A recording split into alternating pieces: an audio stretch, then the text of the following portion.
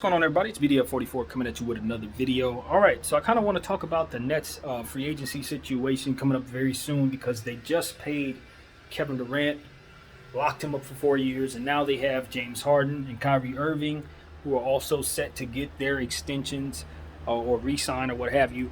More so extensions. I think Harden is at 161. 161 for 3 years, and that would begin after this coming season. And Kyrie Irving, his extension would be 4 years, I believe 187, something like that, for 4 years starting now. So I think that's how that goes. No, beginning of next season, of course. So 2022 to 2023 for Kyrie Irving, and then the other would be 2023, 2024, I believe it said. So yeah, you got to get the math on that one. I honestly think they should consider not giving Kyrie that contract. It's not that he's not worth it. He's actually worth more. I mean, you consider what his skill set is. Infinite ball handling ability. He's the greatest ball handler I've ever seen. Combinations that are unfathomable combinations. So you put a price tag on that skill alone, and you understand he's one of the great finishers of all time. He's one of the great clutch shooters in the game. He's just a fantastic offensive scoring just monster. Really, he really is. Problem is, you can't count on him. Between the injuries and his sometimey attitude about, coming to the ball court, consistently 82 when he's healthy, for whatever reason, we have to admit that Kyrie Irving's behavior is different than a lot of the players in this league. He doesn't go by the beat of the drum of a lot of us. You know what I mean? It's a lot of people just kind of mosey along. Kyrie Irving stops and thinks about a lot, and will take time off and reserve time as he sees fit for whatever matters, and that is it. And you're going to put up with that. It's sort of like dealing with Kawhi Leonard. You kind of just got to take what you can get from him, and to be completely and utterly honest with you, I think that Kyrie Irving is overvaluing who he is at this stage in the game by behaving that way. You got to have a little more urgency about your professionalism if you want to be valued as high as the other guys who don't make these decisions, who don't do these things. That's what Kyrie is going to end up facing in free agency, I believe. And maybe not, depending on the circumstances. I think because he has his brothers with him, Kyrie, Harden and KD, I think that might give him the leverage he needs to kind of overcome this. But if he were talking to different teams, this would be the conversation coming up with a lot of them. Like, look, Kawhi Leonard's a little different because he has 2 rings, 2 finals MVPs. You know what I mean? You'll put up with a little more from Kawhi because you understand that Kawhi is a two-way defensive and offensive talent. He's a better player than Kyrie, cut and dry. So when I look at those two, I say I'll put up with a little more from Kawhi. I just simply will. I think that's the natural, that's the way everybody looks at it. I think it's no question about who has more value when they're both healthy. I think the issue also for Kyrie is his injury history. I think you were talking about, like Kawhi Leonard, somebody who you can count on being out for long periods of time when they get hurt. Kyrie tends to break bones, especially early in his career. He broke a lot of stuff. So it's one of those situations where it's like you can try paying him the full amount, but is he going to give you the full production? Is it going to equate to you having the championship at the end of the season? Because I'm going to be honest with you, he only has 1 ring. He's got 1. And I think he's valued like he's been a part of more success than he has. He's been on some really losing teams. Those early Cleveland teams, they weren't any good. That Boston team, nah. Some could argue he was part of the problem rather than the solution there. And in Brooklyn, I don't know what's going on. He just disappears. You don't know when, or what, why. You're not supposed to ask any questions. He's not willing to talk to anybody. It's like, look, man, hey, I get it. You see things a different way. But that's going to cost you. When it's time for negotiations, expect some money to be lost on that. That's what I tell a guy like Kyrie Irving. Don't even blink when dudes cut you $20 million less than anybody else because of all this you do. I would do it like that. If I were owner, chairman, whatever words they're using, I would play it like that. I'd let Kyrie know, like, listen, bro, this has nothing to do with your talent. when negotiations come around, do expect that I'm going to negotiate a certain way because you're telling us not to ask any questions when you disappear.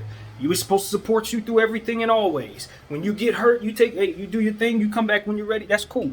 You play that pretty fair. I ain't gonna argue about his injury situation. But as far as just disappearing, I'm not gonna get into the locker room stuff because a lot of that's hearsay. You feel me? Like as far as who didn't like who, that stuff is not something that someone like myself is ever gonna be privy to.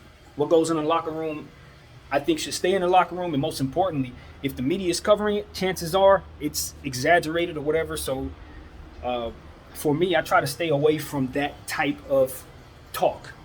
But it's been said about him. Do you see what I'm saying? Like, nevertheless, it's been said. He needs to understand that.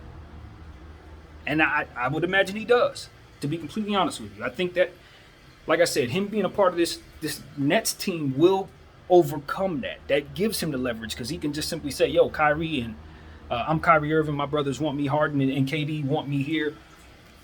This is what it requires to keep me here. The problem is, if James Harden signs his contract first, that leverage is out the window. Leverage is out the window. He won't have it because they can just say, well, they're already signed, so they don't have a say-so in this. You see what I'm saying? And if the Nets are smart, they're going to sign Harden first anyway because that is most definitely the pecking order on this roster. So Kyrie Irving, look, if they're going to pay him, they're going to pay him. There's nothing to talk about. Do I think they should? If that's what KD and Harden want, you see what I'm saying? That's how I look at it. It's sort of like Paul George in the Clipperland. He's only here because you want him here, bro. That's it. Literally the only reason why he's here. And we'll move heaven and earth to make you happy, and therefore we moved heaven and earth to get him here. But make no mistake about it. If something happens to you, we can let him go just as quick as we got him. Now, I don't know if the Clippers feel that way, but that's how I would feel about Paul George, and that's exactly how I would feel about Kyrie Irving. Respect Kyrie. If he were in a different setting, if this were a different situation, he would be valued differently, but then again, he would be relied upon differently. And if he didn't show up like he hadn't been showing up, this might even be worse. I might have even worse things to say in regards to that. If I were, say, a young team like Phoenix, if he were in CP3's place and he kind of came and go and came as he went, that ain't going to work. When a team is relying upon you to be a leader. And that's what Kyrie Irving said he wanted to be. When he got to Boston, he said that's what he's trying to do. He's trying to learn how to be a leader. He hasn't displayed the type of leadership that guys can follow as it pertains to his consistency playing basketball for whatever reasons, whether they are legitimate or not. Point is, at some point in time, you got to sacrifice other stuff for basketball while you're playing basketball. Or you don't, but that's going to cost you. Simple as that. So I don't know if the Nets, maybe he got lucky. He found himself in a net situation. He don't have to ever worry about that. If anything, he could value himself higher depending on how they feel. But remember, once Harden signs, that leverage is indeed off the table in theory.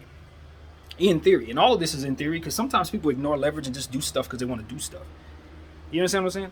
Like sometimes guys don't even realize they have leverage, so stuff just doesn't go as it should. But if you're using the balance of leverage, he better sign before Harden. He better be trying to get that done. Even if it means taking less. It might guarantee him some leverage to kind of, I don't know, get himself an extra year possibly, or maybe just in general convince them to do it all together. I'm really wondering, because even though this is one of those situations where it's not been reported that the front office is split, but to be honest with you, I can't see a logical front office full of people and not a few of them looking at this and saying, nah. I can't imagine. You got a room like, say, about 7 professionals. I think a good 3 or 4 of them are going to be looking at Kyrie and saying, no, not with my job on the line. I can't rely on it. And there's going to be half of the room saying, but it's talent. He got a championship, but it's talent. And then the rest of the guys will be like, yeah, we agree, but you know what I mean? I just have a feeling that's how the average locker room would look at this particular situation. So, I mean, locker room, front office, in my opinion. So, that's what I got to say, man. That's it. I do believe they're going to sign. I don't think there's going to be any static. I think there will be Nets for the next several years, or at least on contract for that. I think if they do decide to let go of Kyrie Irving, it will be in a sign and trade. Not a sign and trade, but some type of trade later on if they decide to get rid of him. I don't think they will do anything crazy like letting him walk. I don't see that coming at all. So, yeah, man. Good things are looking up for the Nets. So long as they continue to find fantastic talent, for which they have. You look at their summer league team, and they are finding talent. There's new information in regards to that Nets team because they got some dudes who look like they're going to be serious role players for that team, and would be some nice insurance for some guys like Harden and Kyrie if they're not around. Some of these dudes they're finding, they're going to be seen. You're going to see them. So I'll do some more homework on those Nets players, and I'll find out exactly about them and bring it back to you. So that's what I got, man. My name is BDF44. I thank y'all for being patient with me. I'm out.